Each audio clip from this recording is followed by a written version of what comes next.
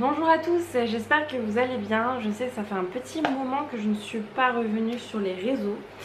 Je m'en excuse. D'ailleurs,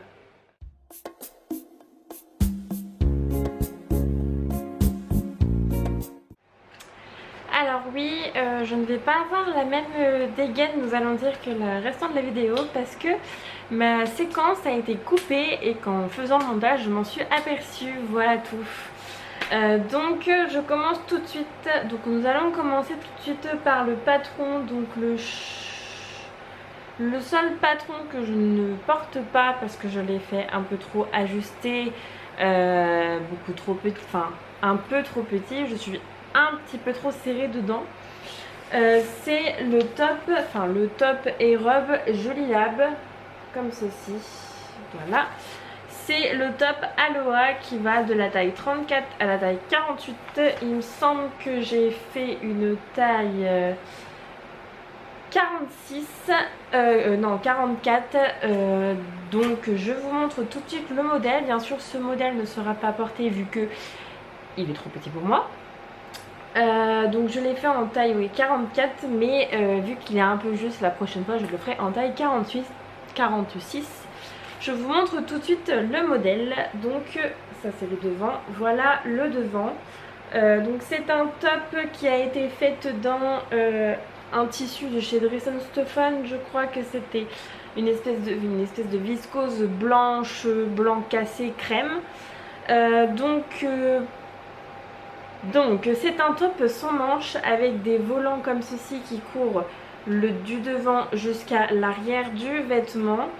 Donc qui passe en dessous l'emmanchure, voilà, des deux côtés. C'est un top avec une encolure près du cou. Je sais pas comment ça je sais pas comment ça s'appelle, une encolure comme ceci. C'est un top qui est fini avec du biais autour des manches et le col qui passe comme ceci. Sur l'arrière, donc vous avez des boutons pression que j'ai installé comme ceci, et vous avez une petite goutte juste ici, une fente, en fait c'est comme une fente indéchirable si vous préférez. L'ourlet est un ourlet double, enfin un ourlet double, donc comme ceci, et les côtés je les ai faits avec des coutures anglaises. De base le patron préconisait de surjeter les côtés, sauf que moi j'avais la flemme. La seule couture qui est surjetée, et encore j'ai fait des points zigzag comme ceci.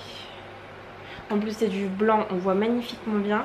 C'est la couture de la goutte parce que je n'ai pas trouvé comment on faisait pour surjeter à la surjeteuse quand il y avait un encochement. Je vous montrerai par ici, juste ici, une image de ce que je veux dire. Voilà, qu'est-ce que je peux dire d'autre?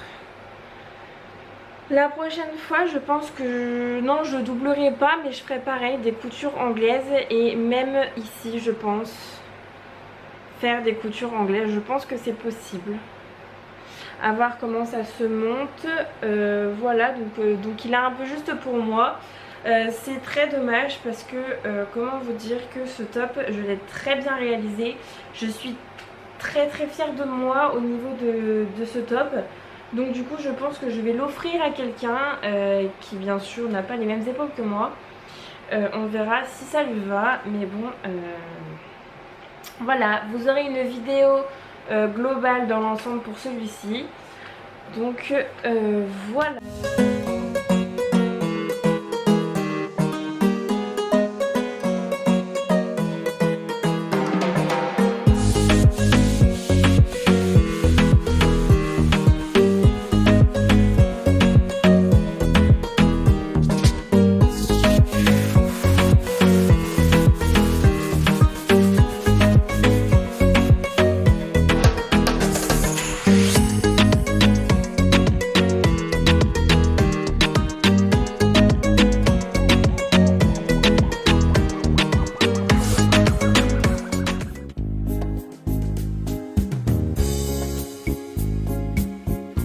J'enchaîne avec le short. Donc je vous montre le short boudoir français. Super dessin, vous allez me dire, je sais il est beau, il est d'un beau, voilà. Donc voilà, donc c'est un short de nuit comme ceci, donc voici. C'est un short de nuit qui a été réalisé à l'aide du site Boudoir Français. Si vous ne connaissez pas, c'est un site qui propose des kits de couture pour réaliser votre lingerie ou vos tenues de nuit. Donc vous vous abonnez et tous les mois vous recevez un petit travail à faire, donc soutien-gorge, culotte haute, short de nuit, masque de nuit et je sais plus trop ce qu'il y a d'autre. Mais voilà, donc chaque mois, donc ça dure 6 mois pour l'abonnement qui vaut 38 € je crois. Il y a un abonnement qui vaut un peu moins cher, il n'y en a que 4 ou 5. Mais c'est sous abonnement. Et maintenant vous avez les vidéos qu'elle fait sur YouTube, je vous mettrai sa chaîne en barre d'infos. C'est un site qui est très bien expliqué. Elle chine tous ses tissus, donc elle chine des tissus français qu'elle récupère je ne sais où. Elle chine sa mercerie, c'est franchement chapeau. En plus c'est pas très compliqué à faire, vous avez des vidéos explicatives pour chaque projet qu'elle vous propose. Elle vous les envoie en même temps que vous recevez le kit. Et je crois que j'ai dit pas mal de choses. Je vous prie de m'excuser, ma caméra vient de couper. Donc du coup je disais, donc, tout est en couture anglaise. Même l'entrejambe et tout ça. Donc je sais pas, c'est bon, j'étais bien à l'envers. Donc voilà, donc tout est en couture anglaise, même l'entrejambe et tout ça, tout est en couture anglaise. Donc bien sûr vous avez le tutoriel pour réaliser ce vêtement qui est fourni en même temps que vous commandez et que vous recevez votre lot. Donc c'est un montage par contre que j'avais jamais fait. Il vous l'explique dans la vidéo hein, mais je ne vais pas vous l'expliquer là parce que vous n'allez rien comprendre du tout. Donc c'est une taille élastiquée comme vous pouvez le voir avec une coulisse hein, hop. Donc avec une coulisse, le centimètre j'en sais rien du tout, ça doit faire au moins 20, 10, non, je sais pas, mais vous pouvez le faire avec toutes les tailles, hein, c'est comme vous souhaitez. L'ourlet c'est un double rentré comme ceci. Eux ils préconisent je crois le double rentré. Donc voilà, alors bien sûr vous le verrez porter, mais je ne le porte pas parce que au niveau des cuisses juste ici, je trouve que c'est un peu trop serré pour ma part. Du coup je pense que la prochaine version je rajouterai peut-être 2 cm au niveau d'ici et pourquoi pas rajouter aussi 2 cm au niveau d'ici pour élargir un peu le short. Parce que quand je suis debout ça va très bien, mais c'est quand je m'assois et ben ça remonte et du coup ça me gêne au niveau des cuisses. Donc voilà, donc ce short là donc il est très beau, mais je ne le porte pas pour le moment. J'attends d'en refaire un, on va dire un peu plus grand. Donc voilà ce que j'avais à dire. Donc vous aurez bien entendu la vidéo portée, mais j'arrête de me répéter, je vous l'ai déjà dit.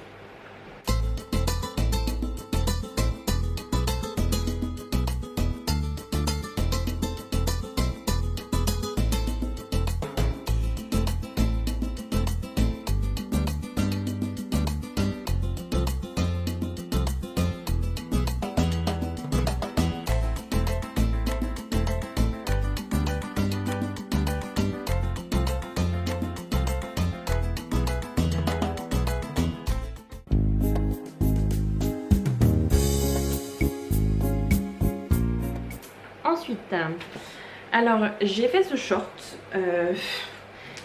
qui sincèrement c'était une chute hein, honnêtement. Donc ce short qui est le short Oasis de Jolie Lab. Alors vous voyez le dessin technique, il est très beau et tout. Ma réalisation ne ressemble pas du tout à cela car je n'ai pas fait de poche.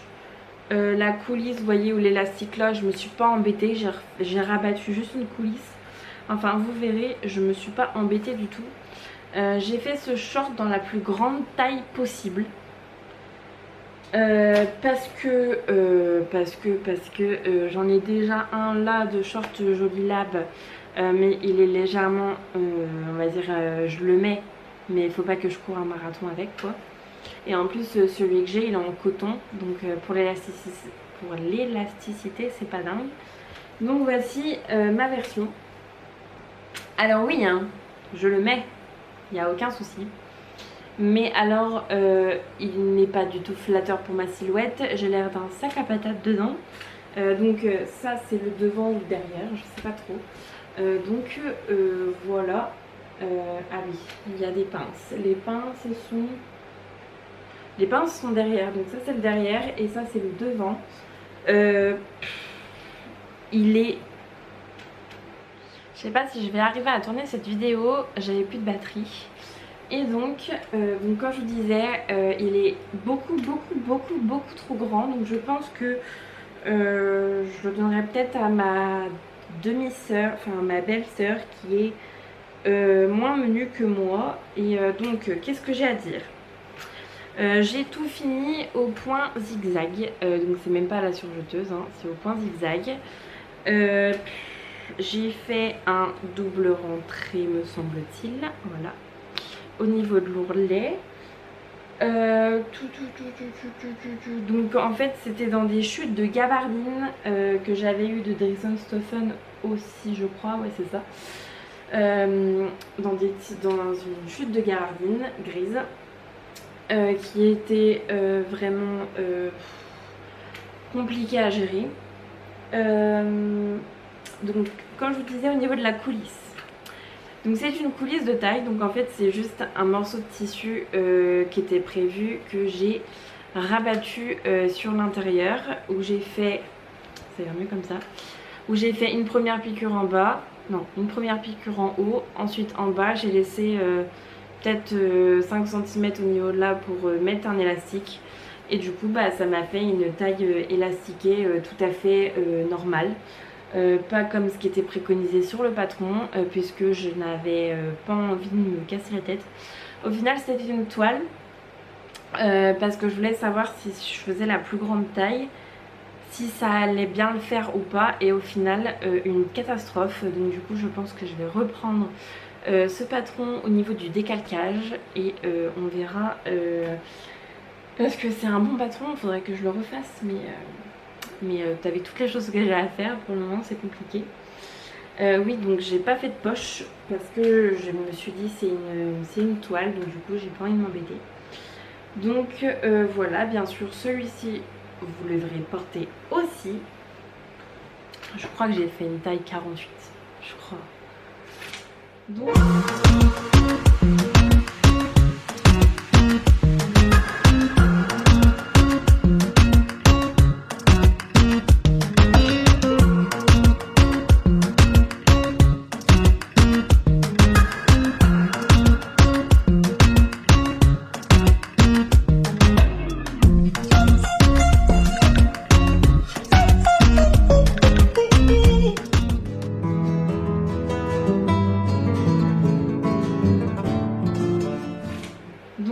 voilà, ensuite on passe au dernier projet que j'ai à vous montrer et pas des moindres. Alors vous m'excuserez d'avance, il n'est point repassé du tout.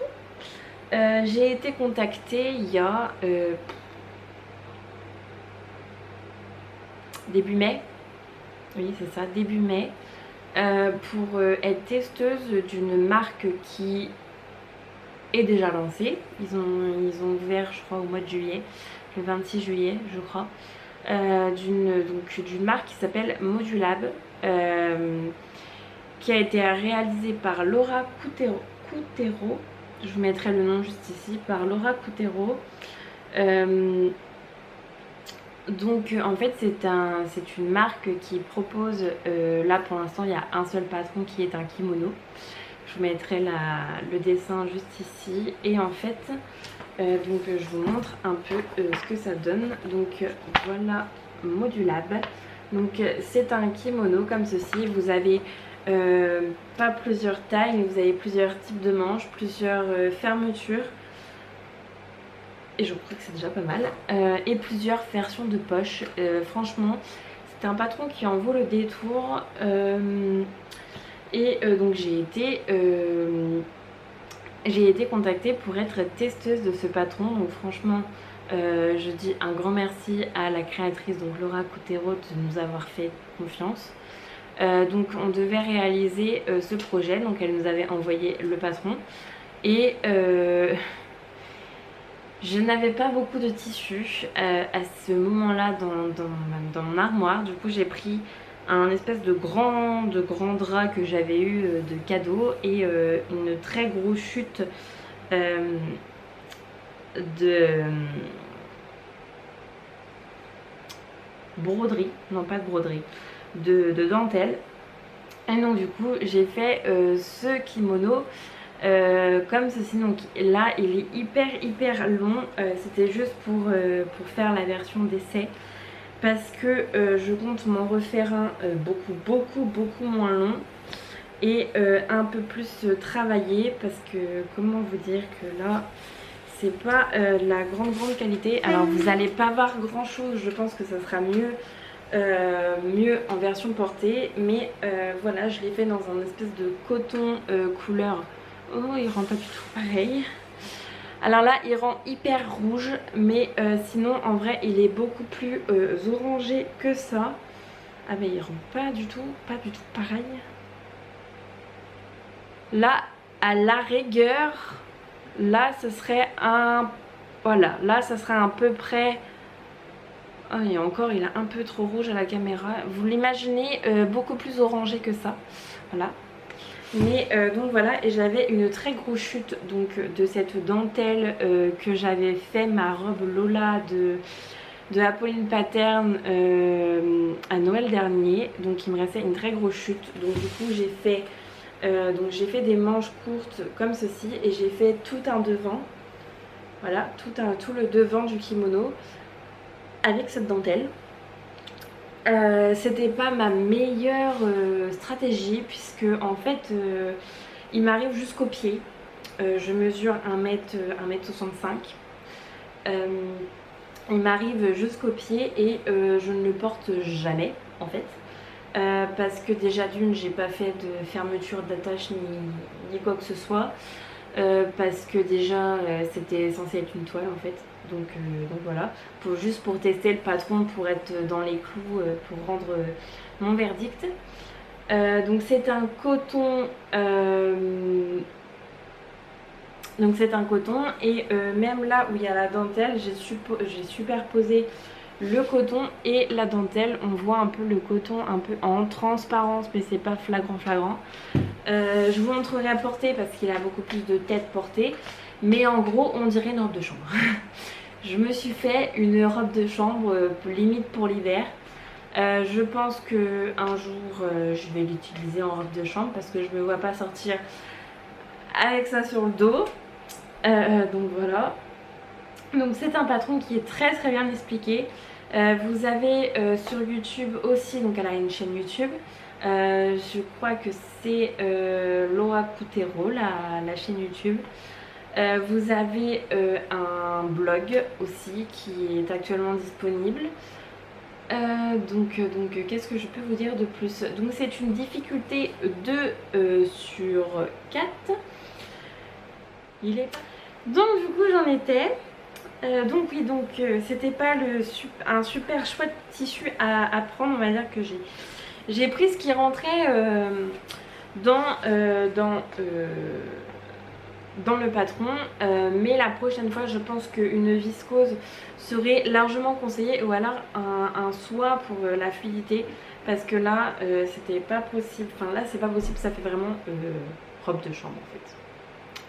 Clairement ça fait robe de chambre.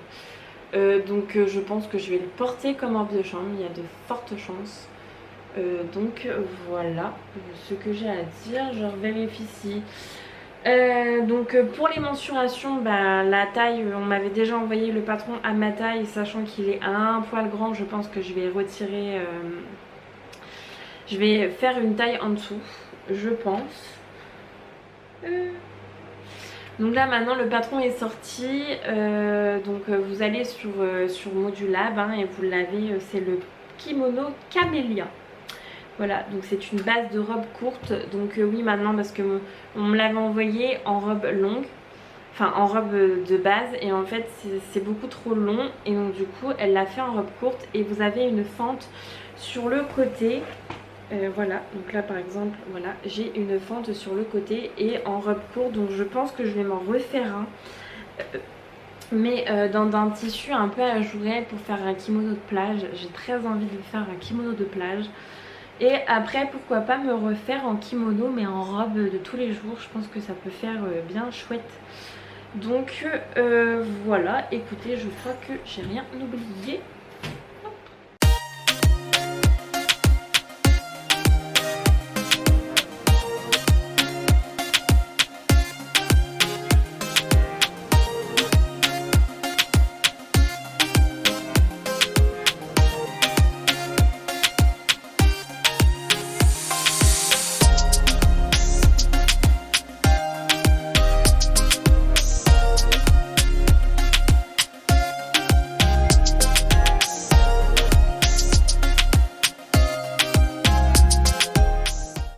Donc voilà, j'ai fini de vous présenter tout ce que j'avais à vous présenter. J'espère que ça vous aura plu.